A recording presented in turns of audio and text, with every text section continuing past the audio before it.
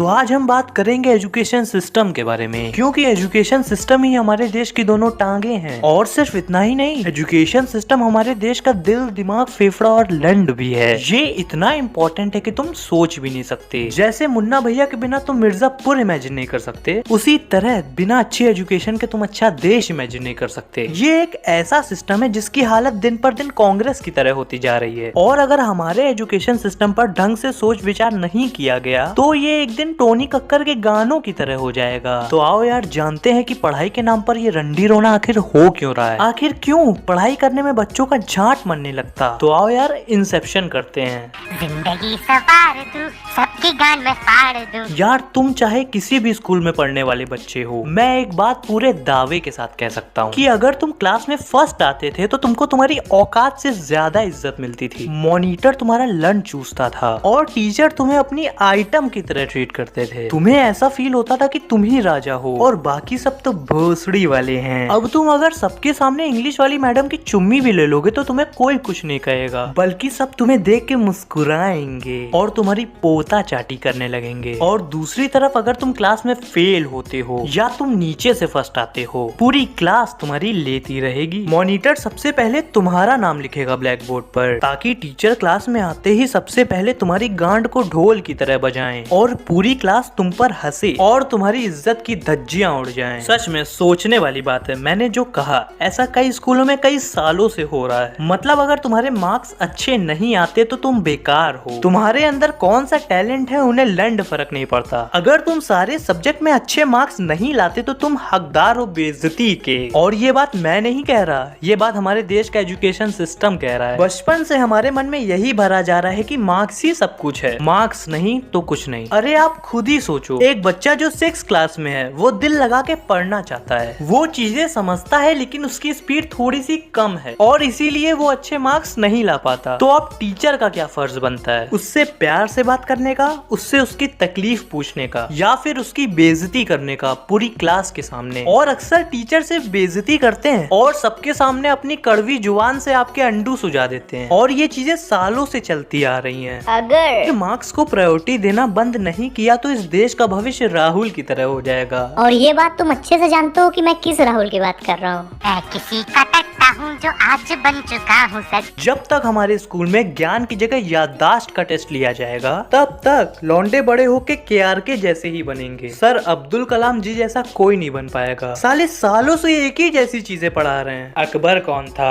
अकबर का बाप कौन था, अकबर के बाप का बाप कौन था। बहनचो, तुम्हें पता है तुम्हारे बाप के बाप का नाम क्या था? और बात यहीं खत्म नहीं हुई। ये लोग चीजों को हैवी करने में एक्सपर्ट हैं। एक नॉर्मल सी बात थी कि ताजमहल शाहजहां ने बनवाया था, लेकिन नहीं, उसके साथ इन लोगों ने ये सब भी जोड़ दिया कि ताजमहल शाहजहां ने अपनी बीवी की याद में बनवाया था। ताजमहल जिन मजदूरों ने बनाया था, शाहजहां ने उसके हाथ तक काट दिए थे। अरे हम ये सब जान के क्या करें? हमारा लंड थोड़ी ना काटा था जो ये सब भी हम लोग याद रखें। और अगर मुझे कुछ जानने में इंटरेस्ट होगा तो मैं गूगल कर लूंगा। मुझे ये सब बकचोदी याद करने की कोई जरूरत नहीं है। और साले ये लोग यही नहीं रुके, शाहजहां की पर्सनल लाइफ तक को नहीं छोड़ा। उसकी कितनी बीवियां थी, उसके कितने बच्चे थे। अरे मतलब दूसरों की सेक्स लाइफ में इतना क्यों इंटरेस्टेड हैं ये लोग? और बात यहीं खत्म नहीं हुई। मजे शाहजहां ले गया और गांड हमारी फटती है ऐसी चीजें याद करने की वजह से। और मैं स्पेशली अकबर के बारे में नहीं कह रहा, ये एक एग्जाम्पल था कि मेमोरी टेस्ट से कुछ नहीं होगा, सिर्फ तुम्हारे दिमाग का भोसड़ा होगा। इसीलिए नॉलेज पे ध्यान दो। नॉलेज पाके तुम जिंदगी में चूचा कर पाओगे। मेरा मतलब है अपना नाम ऊंचा कर पाओगे।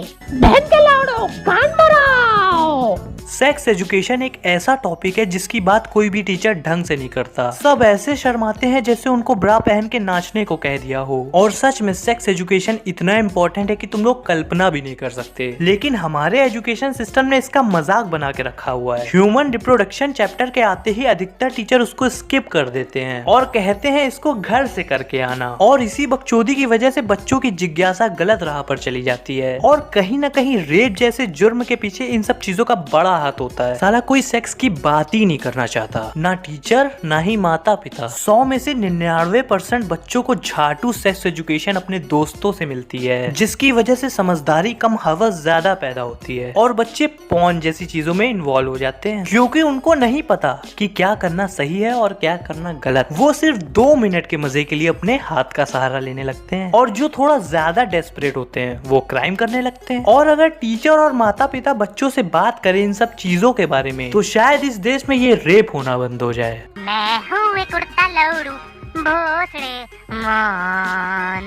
जिन स्कूलों को हम विद्या का मंदिर कहते हैं, जिन स्कूलों में माँ बाप अपने बच्चों को पढ़ाई करने भेजते हैं, उनमें से कई स्कूल पढ़ाई के नाम पर सिर्फ पैसा खाते हैं। ये साले इतने हरामखोर होते हैं, मतलब इनको भोसड़ी वाला कहना भी सही रहेगा। जब न्यू क्लास की नई कॉपी किताबें खरीदने का वक्त आता है, ये पूरा सेट बेचते हैं, किताबों के साथ साथ अपने ही ब्रांड की कॉपियां भी। साले इतने हरामी होते हैं, कहते हैं अगर किताबें चाहिए तो कॉपियां भी यहीं से खरीदनी पड़ेंगी, और अगर बाई चांस तुमने जुगाड़ कर लिया किताबों का और तुम कहीं और की सस्ती कॉपियों पर काम करने लगे, तो तुरंत उनकी झांटे सुलग जाएंगी। वो तुरंत बोलेंगे ये क्या बकचोदी है, स्कूल की कॉपियां कहाँ है, मतलब ये क्या रंडापा है। हमें लिखने से मतलब है, हम चाहे स्कूल की कॉपियों में लिखें या फिर अपनी खरीदी हुई कॉपियों में लिखें। भोसड़ी वालों, तुम्हें उससे क्या मतलब, तुम्हारी नंगी पीठ पर थोड़ी लिख रहे हैं जेल पेन से। ज्ञान तो ज्ञान होता है, लेकिन ये लोग गांड में फुलझड़ी जलाते रहते हैं, होमवर्क नहीं एक्सेप्ट करते, सजा देते हैं, इतनी बकचोदी करते हैं कि माता पिता को झक मार के स्कूल की कॉपियां खरीदनी पड़ती हैं। दुनिया ही बदल दूं मैं तो प्यारा सा एक बड़वा हूँ। इसमें कोई शक नहीं कि हमारे एजुकेशन सिस्टम को बहुत जरूरत है रिपेयरिंग की, और मैंने बहुत नॉर्मल चीजों के बारे में बोला है। अभी तो मैंने हायर लेवल की बकचोदियों की बात ही नहीं की। और सिर्फ एजुकेशन सिस्टम की गलती नहीं है, बच्चे भी बड़े मादर चोद होते हैं। कुछ बच्चे साले मना रहे थे कि कोरोना वापस आ जाए ताकि एग्जाम ना हो, ना ही स्कूल जाना पड़े, और साला वही हुआ, कोरोना वापस आ गया। और अगर बच्चों की ऐसी ही मेंटेलिटी रही तो अच्छे से अच्छा एजुकेशन सिस्टम भी कुछ नहीं उखाड़ पाएगा। और हाँ, मैं मानता हूँ कि मेरी भाषा गंदी है, मैं गाली देता हूँ वीडियोस में, लेकिन क्या करूँ, जो बात कभी कभी प्यार से समझ में नहीं आती है वो एक तमाचे में समझ में आ जाती है। और अब मेरी बात ध्यान से सुनना, अगर तुम पढ़ने वाले बच्चे हो तो भोसड़ी वालों, पढ़ने में थोड़ा ध्यान दो। तुम्हारे माँ बाप किस तरह मेहनत से तुमको पढ़ा रहे हैं, एटलीस्ट उनकी चिंता करो। और एक बात ध्यान रखना, जिंदगी और झांटे खुद ही काटनी पड़ती हैं, कोई नहीं आता काटने। तो इसीलिए ईमानदारी से पढ़ो, ये धोखाधड़ी भांग भोसड़ा तुम्हारी जिंदगी में कभी काम नहीं आएगा। तो बस आज के लिए सिर्फ इतना ही। और अब अगर तुम्हें मेरी इस वीडियो में दम लगा हो तो लाइक मारो, एम करते हैं 10,000 लाइक का। 10,000। और कमेंट करके बताओ कि वीडियो कैसा लगा। और हाँ, इस वीडियो को एंड तक देखना, मजे आ जाएंगे। तो बस अब जाओ मम्मी पापा की सेवा करो,